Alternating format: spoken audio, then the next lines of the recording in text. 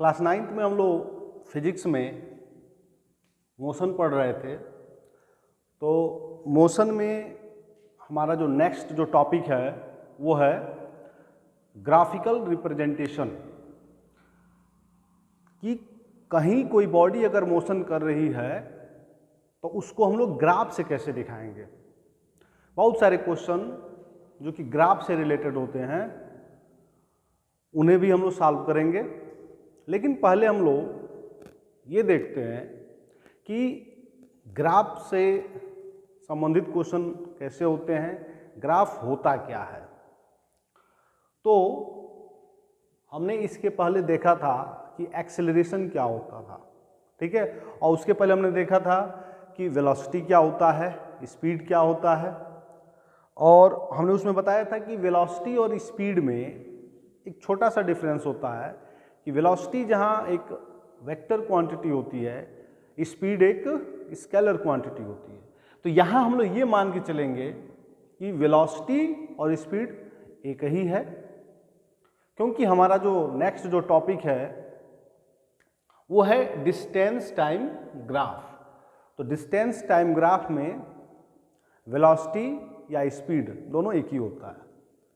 अब यहाँ मैं ये बताना चाहता हूँ कि वेलोसिटी और स्पीड की बात यहाँ क्यों की जा रही है।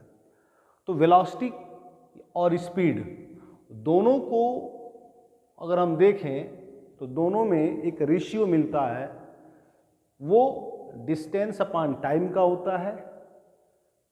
तो उस रेशियो को हम लोग स्पीड बोल देते हैं, और अगर डिस्प्लेसमेंट अपॉन टाइम का होगा तो इसे हम लोग वेलोसिटी बोल देंगे।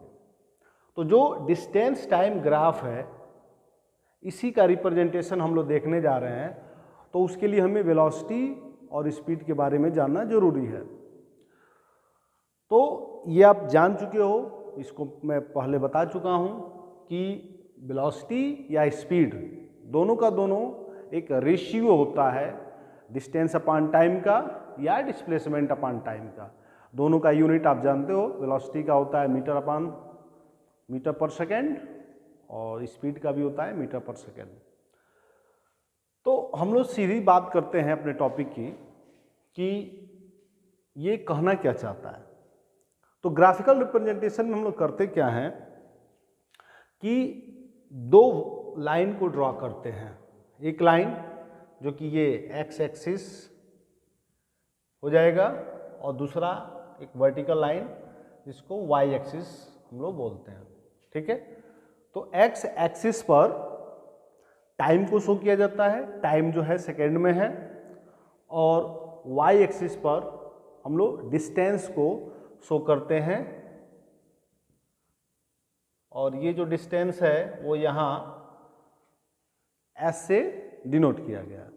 जैसे यहाँ मैंने लिखा भी है कि एस डिस्टेंस को शो कर रहा है, टी टाइम को शो कर रहा है, और भी स्पीड या वेलोसिटी को शो कर रहा है। यहाँ पे जो डिस्टेंस है वो जैसा क्वेश्चन का रिक्वायरमेंट होगा उसके अनुसार हम लोग मेजर करेंगे, यानी ये मीटर में भी हो सकता है, किलोमीटर में भी हो सकता है, और टाइम जो है सेकेंड में भी हो सकता है, मिनट में हो सकता है, आवर में हो सकता है। जो रिक्वायरमेंट होगा उसको हम लोग यूज करेंगे। फिलहाल बात हम लोग ये कर रहे हैं कि जो वाई एक्सिस है उस पर डिस्टेंस, और जो ये एक्स एक्सिस है उस पर टाइम, जिससे कि सेकेंड में मेजर किया गया है, हमने उसको लिखा, ठीक है।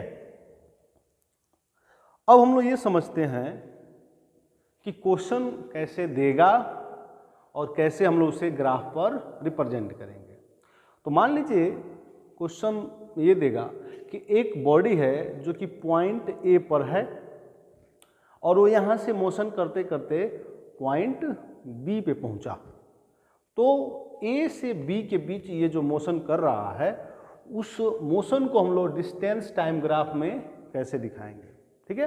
बिल्कुल आसान क्वेश्चन है। हम लोग क्या करते हैं कि इस ए से एक परपेंडिकुलर लाइन ड्रॉ करते हैं जो कि इस हमारे एक्स एक्सिस को किसी न किसी पॉइंट पे कट करेगा, और चूंकि ये टाइम का एक्सिस है तो यहाँ हम लोग इसको T1 नाम दे सकते हैं।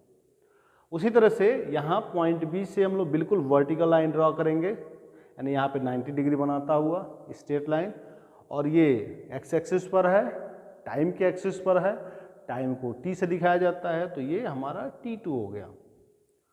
नेक्स्ट में ये हमारा डिस्टेंस एक्सिस है, तो यहाँ A से इस पर एक परपेंडिकुलर हम लोग ड्रॉ करेंगे और यहाँ से एक परपेंडिकुलर ड्रॉ करेंगे।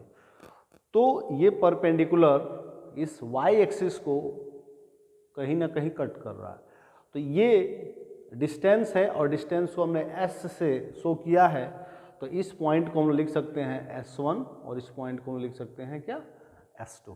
ठीक है। अब क्वेश्चन पूछेगा कि ये जो ग्राफ है ये कैसे डिस्टेंस टाइम को बता रहा है।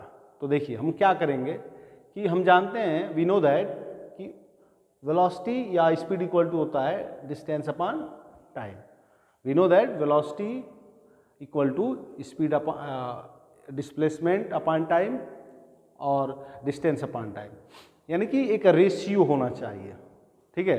तो हम लोग अगर इस ग्राफ के माध्यम से, इस ग्राफ के हेल्प से अगर एक फार्मूला लिखना चाहें तो वो हो सकता है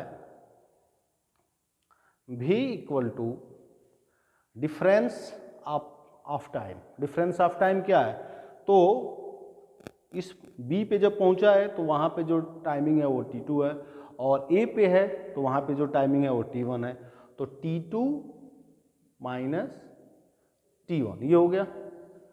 लेकिन हम लोग इस फार्मूले को फॉलो करेंगे, तो इस फार्मूले में S, तो हम लोग देख रहे थे, हम लोग इस फार्मूले को फॉलो कर रहे थे, तो इस फार्मूले में डिस्टेंस जो है वो न्यूमरेटर में है और टाइम जो है डिनोमिनेटर में।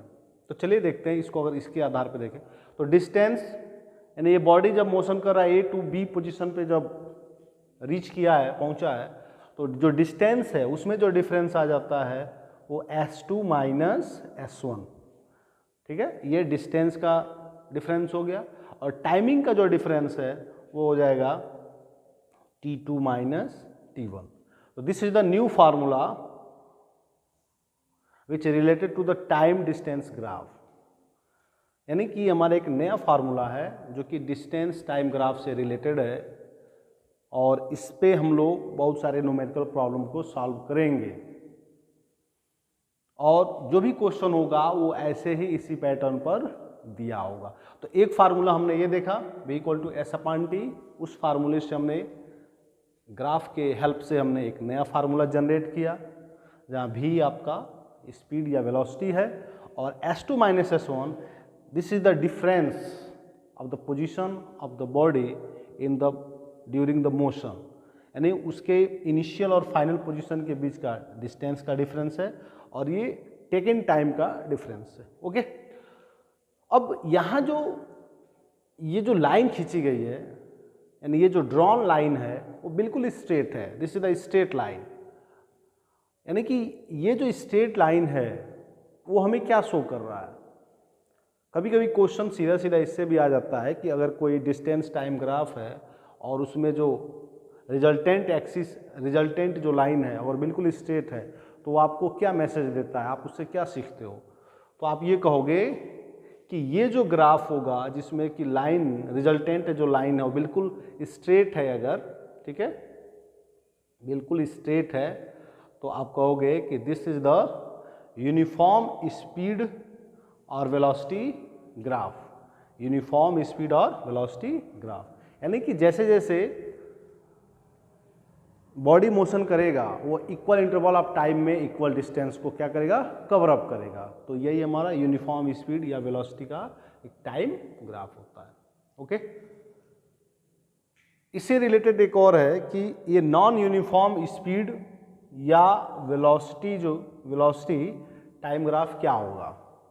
तो ये जो ग्राफ है, हमारा जो ग्राफ दिख रहा है जो बिल्कुल एक कर्व के रूप में है, स्ट्रेट नहीं है, तो ये हमारा एक नॉन यूनिफॉर्म स्पीड या वेलोसिटी ग्राफ होगा। इसमें भी ये वाला जो एक्सिस है वो डिस्टेंस को शो करेगा, और ये वाला जो एक्सिस है यानी कि ये जो एक्स एक्सिस है